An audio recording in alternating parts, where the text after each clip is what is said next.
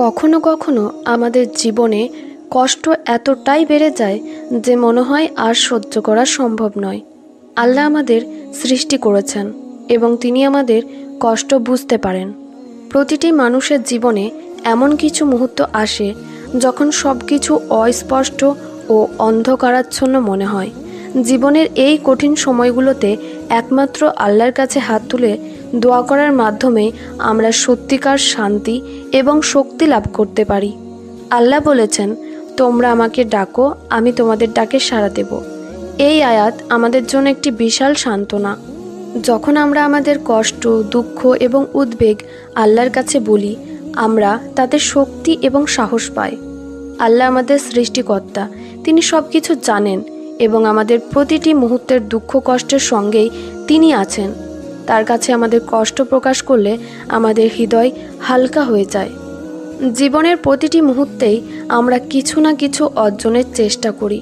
কখনো কখনো সেই অর্জনের পথে আমরা নানা বাধা বিপত্তির সম্মুখীন হই, কিন্তু মুসলমান হিসাবে আমাদের বিশ্বাস রাখতে হবে যে আল্লাহ সব সময় আমাদের সঙ্গে আছেন এবং তিনি আমাদের প্রতিটি চেষ্টা দেখেন ও শোনেন। আমাদের প্রিয় নবী হযরত মুহাম্মদ সাল্লাল্লাহু আলাইহি ওয়াসাল্লাম বলেছেন, দোয়া মুমিনের অস্ত্র। এই কথাটি আমাদের শেখায় যে দোয়া আমাদের জীবনের সব চ্যালেঞ্জ এবং সমস্যার সম্মুখীন হওয়ার শক্তি প্রদান করে। দোয়ার মাধ্যমে আমরা আল্লাহর সাহায্য এবং অনুগ্রহ লাভ করি, যা আমাদেরকে জীবনের প্রতিটি মুহূর্তে সাহসী এবং দৃঢ় থাকতে সাহায্য করে। দোয়া আমাদের হৃদয়কে শুদ্ধ করে এবং আমাদের মনকে প্রশান্তি দেয়।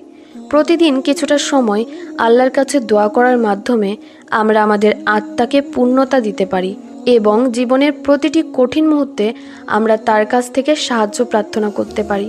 কখনোই হতাশ হবেন না। আল্লাহর রহমত সব সময় আমাদের সাথে রয়েছে। তার উপর ভরসা রাখুন, দোয়া করতে থাকুন এবং বিশ্বাস রাখুন। নিশ্চয়ই তিনি আপনার দোয়ার জবাব দেবেন।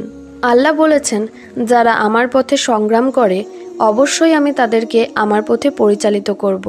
সূরা আনকাবুত আয়াত 69। এই আয়াত আমাদেরকে শেখায় যে আমরা যদি আল্লাহর উপরে ভরসা রেখে পরিশ্রম করি, তিনি অবশ্যই আমাদের সফলতার পথে পরিচালিত করবেন। আমাদের শুধু ধৈর্য ধরতে হবে এবং আল্লাহর উপর আস্থা রাখতে হবে। প্রিয় নবী হযরত মুহাম্মদ সাল্লাল্লাহু আলাইহি ওয়াসাল্লাম বলেছেন, যখন কোনো মুমিন আল্লাহর কাছে কিছু চায়, আল্লাহ তাকে সেই জিনিস দেন অথবা তার জন্য আরও ভালো কিছু সংরক্ষণ করেন। আমাদের দোয়া কখনো বৃথা যায় না। আমরা হয়তো এখনই তার ফলাফল দেখতে পাই না, কিন্তু আল্লাহ আমাদের জন্য সর্বদা সর্বোত্তমটাই পরিকল্পনা করেন। যখন আমরা আল্লাহর উপর ভরসা করি এবং আমাদের কষ্টগুলো তাকে জানাই, আমরা প্রকৃত শান্তি এবং আত্মিক শক্তি লাভ করি। আল্লাহ আমাদের হৃদয়ে প্রশান্তি দান করেন এবং আমাদের মনকে শান্ত করেন। প্রিয় নবী হযরত মুহাম্মদ সাল্লাল্লাহু আলাইহি ওয়াসাল্লাম আরও বলেছেন, আল্লাহর সাহায্য ধৈর্যের সাথে থাকে। জীবনের প্রতিটি কঠিন মুহূর্তে ধৈর্য ধরাই আমাদের প্রকৃত সফলতার চাবিকাঠি। আমাদের দোয়া, পরিশ্রম এবং ধৈর্য একসাথে মিলে আল্লাহর রহমতের মাধ্যমে আমাদের কাঙ্ক্ষিত বস্তু প্রাপ্তির পথে এগিয়ে যায়। যখন আমরা আল্লাহর উপর ভরসা করি এবং তার কাছে আমাদের ইচ্ছে ও আশা প্রকাশ করি, তখন আমরা নিশ্চিত হতে পারি যে তিনি আমাদের দোয়ার জবাব দেবেন। আমাদের শুধু অপেক্ষা করতে হবে এবং নিজের প্রচেষ্টায় অবিচল থাকতে হবে। আল্লাহ বলেছেন, নিশ্চয়ই কষ্টের সাথে রয়েছে স্বস্তি। প্রতিটি কষ্টের পরেই রয়েছে স্বস্তি এবং সফলতা। আমাদের কাজ হলো ধৈর্য ধরে আল্লাহর উপর বিশ্বাস রাখা এবং আমাদের চেষ্টা চালিয়ে যাওয়া।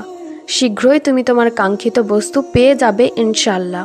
আল্লাহ আমাদের সবাইকে তার উপর পূর্ণ বিশ্বাস এবং আস্থা রাখতে তৌফিক দান করুক এবং আমাদের সকল চেষ্টাকে সফল করুক।